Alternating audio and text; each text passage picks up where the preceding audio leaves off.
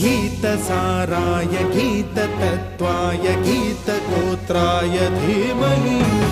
गूढगुल्फाय गन्धमत्ताय गोजयप्रदाय धीमहि